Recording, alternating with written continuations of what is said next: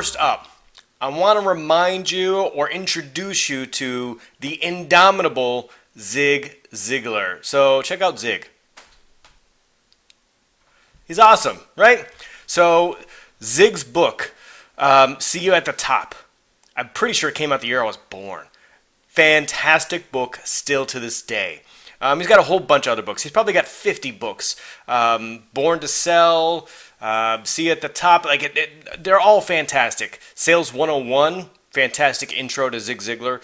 He's got about 250 to, 12,000 quotes that are memorable. One of them is this one. I'm going to read this off for you. I might even try a little Zig Ziglar voice. Zig is from Dallas, but he had kind of a very distinct Southern twang. You were born to win, but to be a winner, you must plan to win, prepare to win, and expect to win. That's my best Zig Ziglar voice. So if you ever watch Zig, tell me how I did. So Zig Ziglar was very, very, very active in the sales coaching, the sales motivation, and his thing was he wanted to help more people. His thing was the more people you help, the more help you will get. And we'll talk about that here in just a few minutes, right? So if you haven't read any of my stuff or any of Tony Robbins or Hopkins or Ryan Stewman or Grant Cardone, go pick up some Zig Ziglar. It's a good primer, a good intro, a lot of really old school basics. You got to adapt it. You got to take a little bit of a grain of salt for today's market and over the phone. He did a lot of face-to-face sales, but you should know the history of our craft. You should know some stuff about where sales started in the psychology, and then you can start to evolve from there. And then, you know what? Then we're not just winging it anymore. That's planning to win and starting the preparation.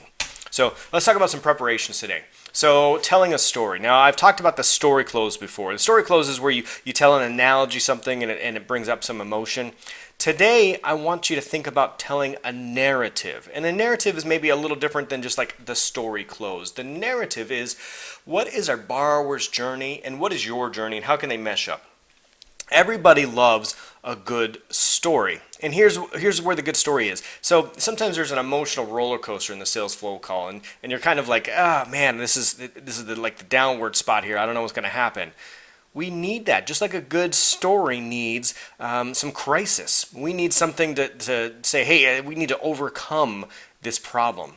And when we overcome that, then we feel much more satisfied with the ending. So we need to craft a narrative for our borrowers. So it could be just like, hey, you got in a bad spot, there was a life emergency, COVID happened, maybe we're doing a debt consolidation, maybe maybe one spouse is out of work, maybe there's a whole bunch of things, right? But there's some reason we're on the phone, and that is the problem that we need to solve. So I want you to paint that picture, that narrative. And it could just be like, hey, this person's an underdog, it's this big giant industry against them, they're just one person, but they just happen to get through to the right loan officer, loan consultant, CCS patched them through. You were like the super secret hero, and it just happened, right? So you got to put together this narrative and then put it in perspective so that it's sellable.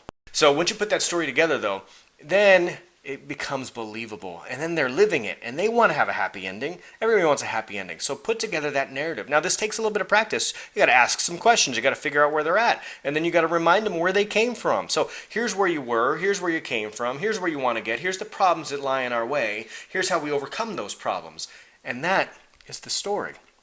So I want you to put together that narrative for our borrowers and put it together for yourself too. So why did you join this company X amount of time ago? Where were you before this? It's 6 months ago, 3 years ago.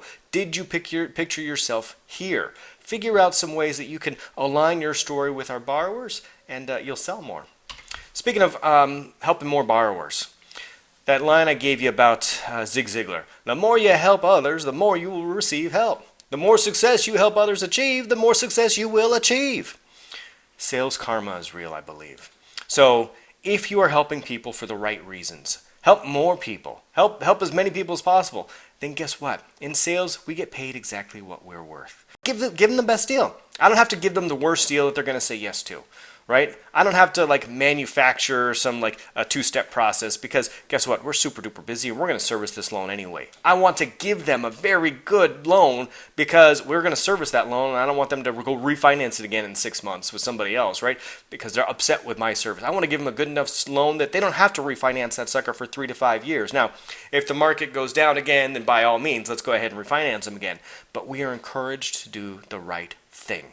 And that helps me sleep well at night and should help you sleep well at night too. So feel good about the knowledge, about where you're at, what you're doing, and make sure you're on the day-to-day basis. One of our core mantras is doing the right thing.